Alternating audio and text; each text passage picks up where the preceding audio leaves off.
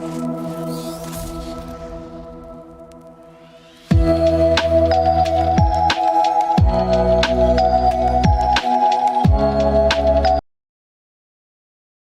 this is Smita Kumar, and you're watching Medicircle. Today, on our healthcare startup series, we have Varun Gera with us. Varun is the founder of Healthassure.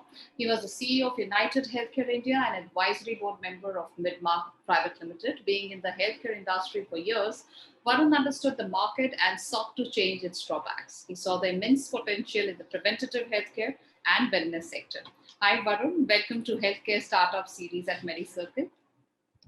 Hi, Smita. Pleasure to be here. So, Varun, tell us more about Healthassure and what are its prime offerings? Okay, so Healthassure, so we are slightly older in the market. We've been there for 10 years plus. What we've done over the last 10 years is really build the largest ecosystem of primary care across 1,200 cities. So it's a very, very widespread. We also make it very deep. So, for any person in these 1,200 cities, within 5 kilometers, we give them around 65,000 permutation combination of primary care. And of course, we give it at a very good discount. And of course, the services which are there in terms of quality of the medical centers that we tie up with is very good. So our NPS is 46. And we work with almost all the insurers in the market, from the LICs all the way to the standard health insurance companies like Niva Bupa, Religare, or Care Insurance now, Aditya Birla, etc. So yeah, so that thing. So we've been there for 10 years, and we are around 350 odd employees strong, and we're trying to change the market. That's good.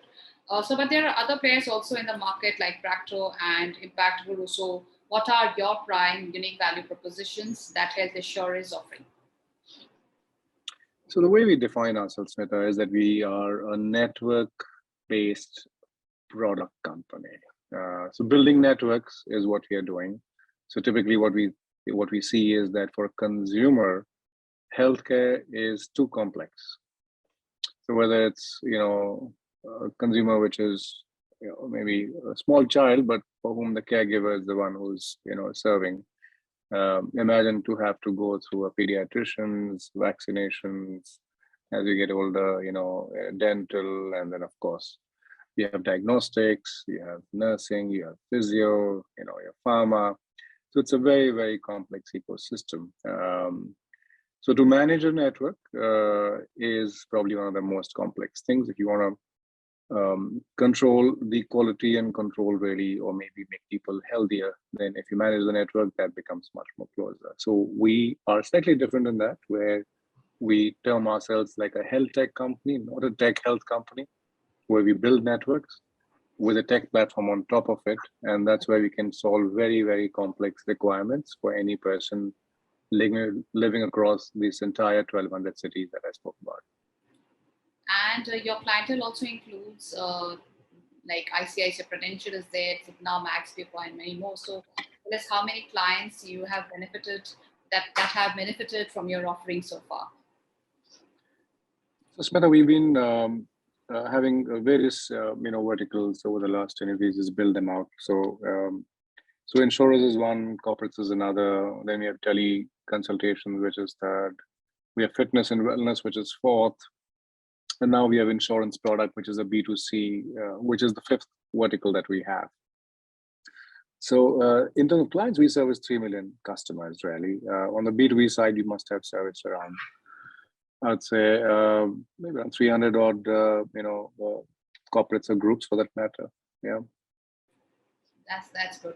So, like your startup has also received Varun fundings from HR Fund and Bloom Ventures. So, how much funds you have raised so far, and how have the funds been utilized?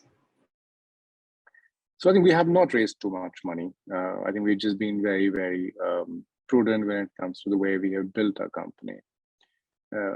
So, we've raised, just over $5 million, and we define the kind of pillars that a company sits on as fourfold. On the ground level is the medical network. So there's one team managing that. We deployed funds there. On the top of that is a product. So we have a product team who's saying, how do we, define what medical networks and how do you pick and choose that. So that's the other side of the business. So that's the other place where we deploy funds. Then it's technology and distribution. So pretty much 4 areas for us to, piece out this entire ground network, product, technology, and then how do you sell it? So tell us how you look into fundraising, because there are so many startups who are constantly chasing investors and wanting for more and more funds. But definitely I see that the world is definitely changing. If startups are profitable, there are some startup entrepreneurs who feel that they're doing extremely good, and they are also setting an example. So being in this industry for the last a decade, so what is your take on fundraising? Look, I think it's like both ends of the spectrum which are there. So one, of course, is the fact that you definitely need funds for investing. You possibly cannot have all the money to invest for the tomorrow. On the other side, is sometimes when the investors, feel like that's the area they want to focus on, they just plow funds into you. So whether you need all those funds, I don't think so. So the answer is somewhere in between.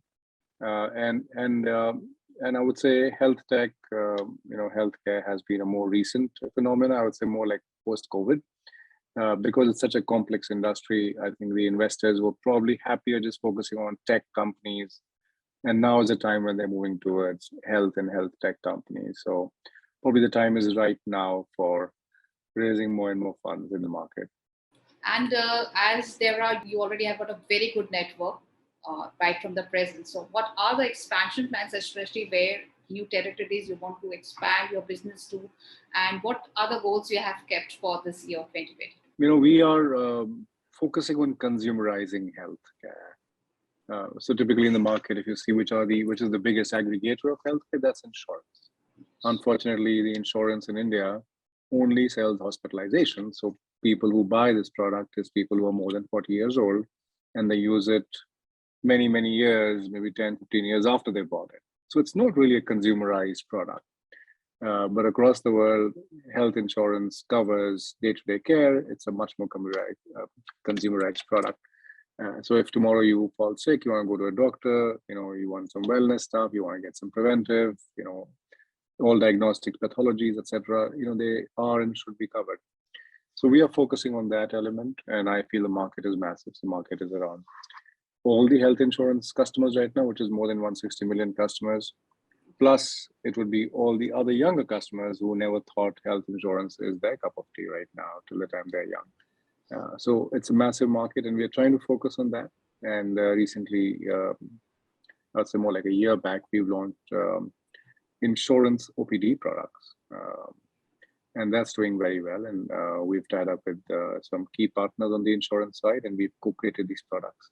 So I would say this is what we are focusing on, though health care area has so many opportunities. But for us, this is our large opportunity that we are vying for. Definitely. So definitely, I mean, there are a lot of tech startups who are consumerizing and transforming the insurance sector. There are a handful of accelerating technology trends also that are definitely poised to transform the very nature of insurance.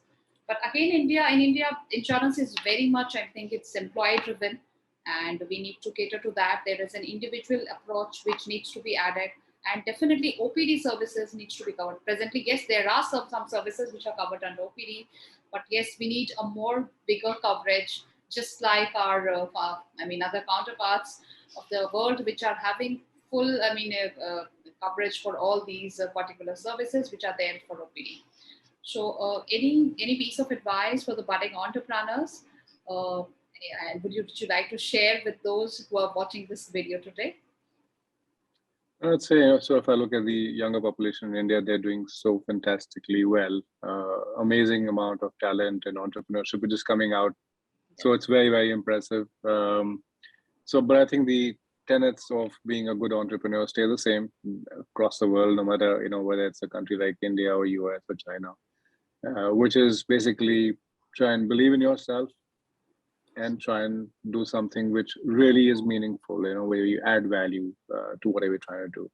So yeah, I think all the best to the young budding entrepreneurs who are watching this program. Sure. So thank you so much, Varun, for joining us today for our healthcare startup series. It was a pleasure having you with us here today. Thank you. Thanks, Smita. Thanks and pleasure being on this channel of yours.